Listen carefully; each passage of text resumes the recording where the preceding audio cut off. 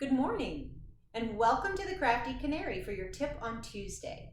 Today we're going to start a small series of tips on how to store and keep vegetables.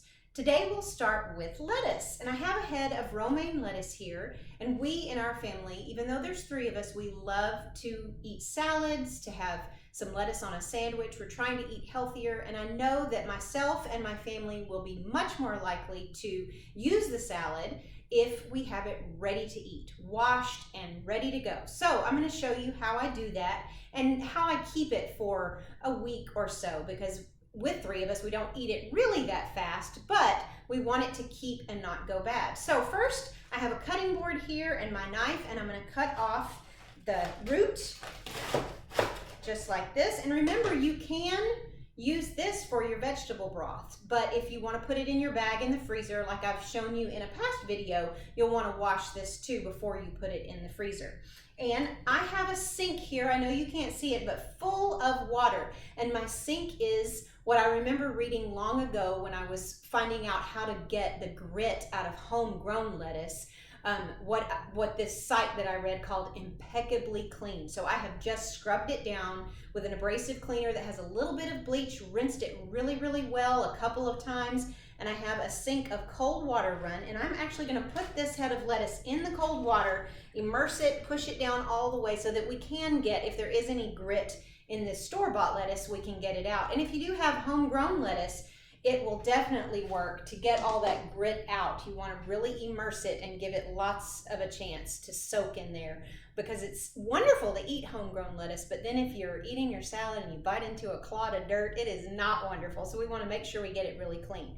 So I just let it soak for a little bit and then turn my sink on. I'll turn it a little softer so we don't have so much noise, but I will, and it takes some time, but I will wash each individual piece of lettuce. I want to get in there where it's curling over, and I want to get in and make sure that it's nice and clean. I kind of shake it off, and then I put it in my salad spinner, and I'll show you this a little more closely in a minute. But let me get a few leaves washed here and get them in the salad spinner so we can spin those off. And the point of our salad spinner is so that we can get as much water out of there as possible, because when you store vegetables, even in the refrigerator, and they're wet and have moisture in them, they're much more likely to go bad more quickly. So we want to get those washed off, flick them dry a little bit. I always keep a towel handy for my hands and the veggies, and then put them in the salad spinner. Now, if you don't have one of these, this is a wonderful investment. I used to think, why do I need one of those? I don't want to spend money on another kitchen gadget, but it has been a really great lifesaver just for this purpose of washing my lettuce and other vegetables too.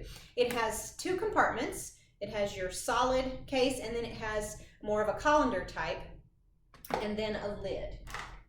So we are going to spin this lettuce and watch what happens. Give it a few spins here.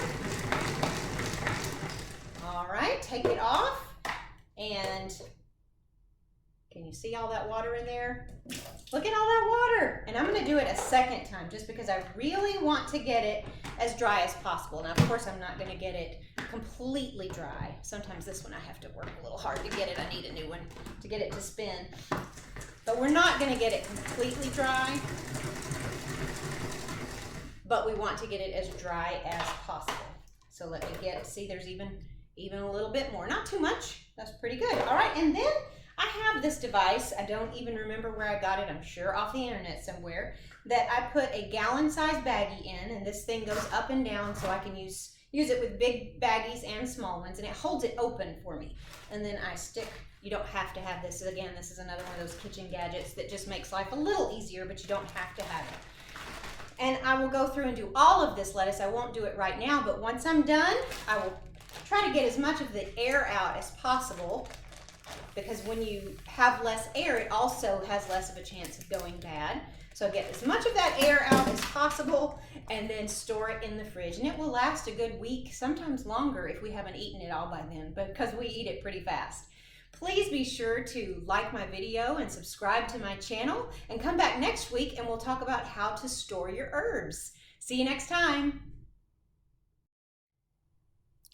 So just to show you part of the reason that I do wash this lettuce, this is the side of the sink that I was rinsing off the individual leaves. And if you look carefully there, you see there's a bug in there. So thank goodness I washed it. I won't be eating that.